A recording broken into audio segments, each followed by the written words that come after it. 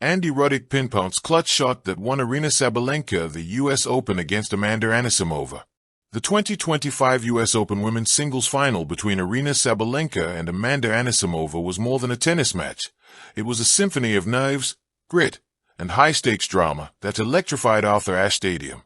Fans came in expecting fireworks, and they got a 5-set thriller, figuratively speaking, as women's matches are best of 3. But it felt like a marathon in intensity. What stood out most wasn't just the relentless power of Sabalenka or the artistry of Anisimova's shot-making, but a single, pivotal moment, a shot that shifted destiny. Former U.S. Open champion Andy Roddick, himself no stranger to clutch play under blinding lights, dissected the match afterwards and highlighted one particular stroke from Sabalenka as the difference maker. That, he said, was the clutchest shot of the night, the one that sealed her name on the trophy. But what made this shot so unforgettable? Why did it matter more than all the winners, the unforced errors, the double faults, and the aces?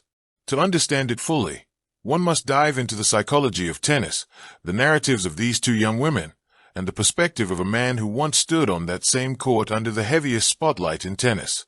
Sabalenka versus Anisimova, contrasting forces. This final was built on contrasts. Sabalenka, the Belarusian powerhouse, is the embodiment of raw force. Her ground strokes are not merely hit, they are hammered, stamped into the court with a ferocity that bends defenses. When she serves at her peak, she delivers thunderbolts that even seasoned returners struggle to handle. Anisimova, on the other hand, has always been described as a natural artist on the court. Her game flows with an elegance that balances precision and finesse. While she, too, has power, her greatest weapon lies in her timing and her ability to disrupt rhythm. Her down-the-line backhand, in particular, is poetry, one of those rare shots that even fellow pros stop to admire. 4-2 sets, these identities clashed. Sabalenka's power seemed to overwhelm, yet Anisimova's resilience and variety kept her alive. By the time the deciding set reached its climax, both players had exhausted their tactical toolkits.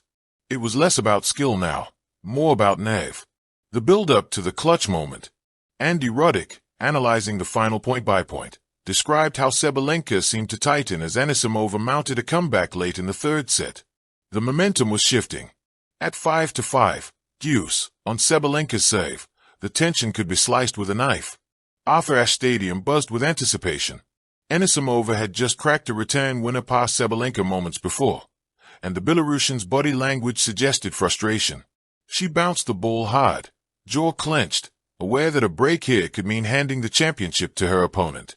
Every champion, Roddick explained, faces a crossroad like that, fight or fold. One shot can decide not just a match but a legacy. The shot, Sabalenka's down-the-line backhand. It came in a rally that stretched nearly 20 shots, each player refusing to blink. Sabalenka's forehand cannon met Anisimova's silky slices and darting counterpunches. Then, at a critical juncture, Anisimova sent a deep forehand crosscourt that forced Sabalenka onto the run. For a moment, the stadium gasped. Sabalenka looked stretched, out of position, perhaps beaten. And then it happened. With her left leg stretched wide, shoulders twisted, and her balance barely intact, Sabalenka ripped a backhand down the line. The ball kissed the paint, leaving no room for argument. Winner. Point Sabalenka. That shot, Roddick said, was the one. You don't practice for that exact moment. That's instinct, courage, and trust in your ability. 9 times out of 10, maybe it flies wide. But champions find the one time it lands. Why it was clutch. Roddick's emphasis on this shot wasn't just about aesthetics. It was about psychology. At deuce, late in a Grand Slam final, nerves can shrink a player's courage.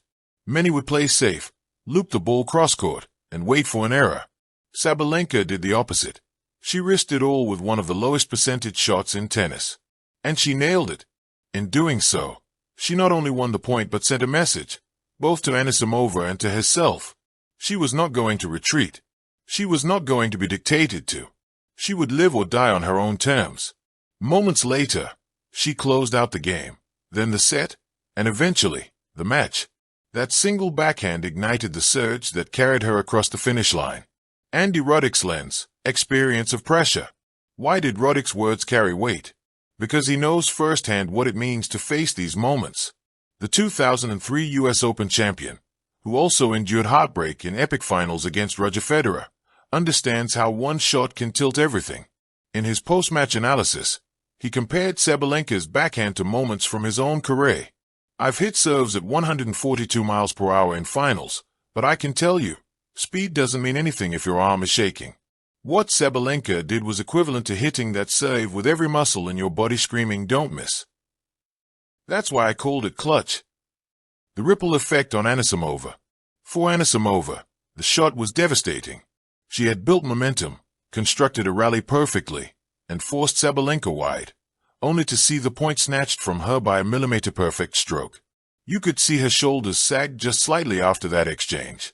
Even though she fought valiantly until the end, the psychological blow of watching Sabalenka conjure brilliance from the brink stayed with her. Champions sense when the tide has turned, and Anisimova surely felt it. Beyond one shot, the story of Sabalenka's growth. If that one backhand down the line symbolized anything, it was Sabalenka's evolution as a player. In the past, her critics often pointed to her volatility, double faults at big moments, rash errors under pressure, emotional implosions. But hey, in the brightest spotlight, she chose courage over collapse. Roddick noted this too. That's not just a shot. That's maturity. 2 years ago, maybe she misses. This time, she believed. The journey from raw power to refined champion has been central to Sabalenka's career. That shot was not an accident.